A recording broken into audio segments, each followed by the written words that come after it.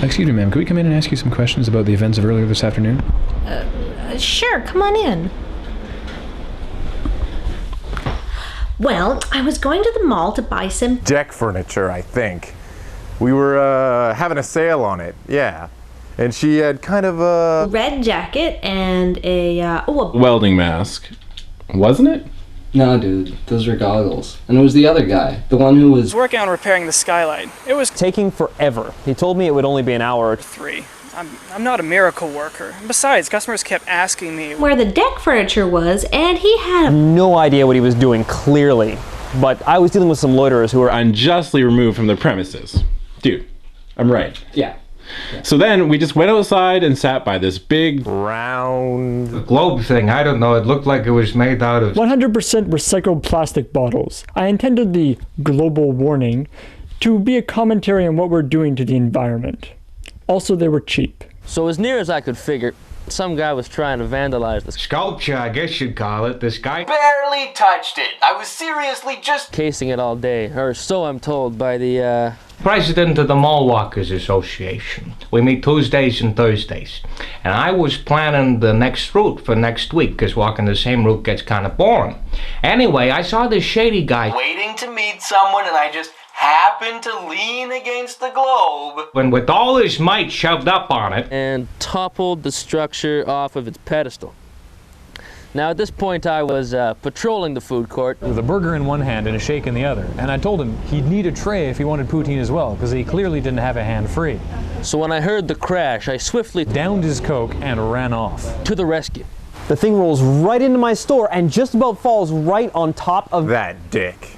So I'm trying to tell the woman I can't find any goddamn toile or maybe some paisley. When suddenly that great big comment on the state of the environment rolls in, knocks me off the ladder, and I go right over onto the deck furniture, and his brand new torch goes flying out of my hand and onto our brand new shipment of plastic display plants. So now everything is on fire, and I'm just as surprised as anybody else when that monstrosity against good taste rolls right back through the other wall and into the mall again. At this point, the sprinklers kicked in, ruining the day's donut batch, which was delicious.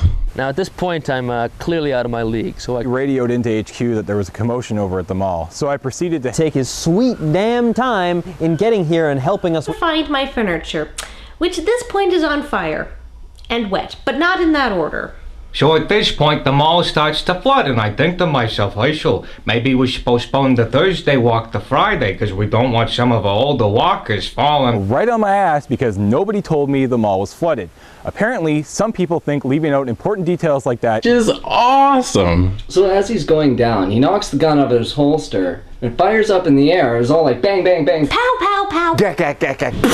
Noise. So I did the only thing I really could do in this situation.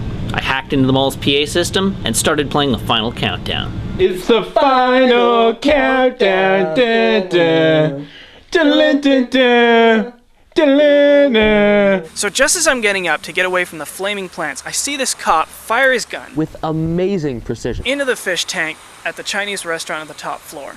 Mr. Rao was unimpressed, to say the least. But not as unimpressed as I was when a cascade of lobsters and crabs flood over the balcony and sweep through the mall, which was still not my fault. Seeing this new turn of events, there was really only one option for me. Rock lobster! At this point, I'm thinking patio furniture is probably a lost cause, so why don't I just pick up a lobster or two and head home?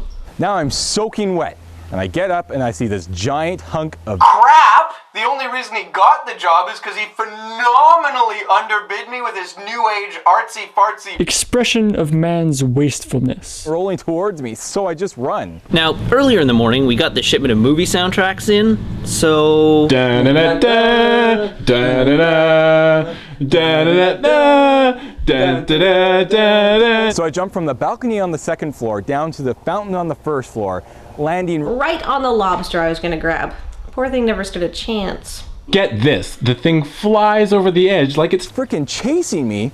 Luckily, it hit the top of the fountain and just explodes into a glorious rain of post-consumer products. After the smoke cleared, I looked around for the person responsible. He wasn't very hard to find considering he was giggling like a schoolgirl and jumping around screaming, Take that! Adam Horowski, architect and conceptual artist. So, I never did get my furniture. Or my lobsters. Oh, but I did get... like 5 crabs. Dude, you've got crabs. So do you. Yeah, I know.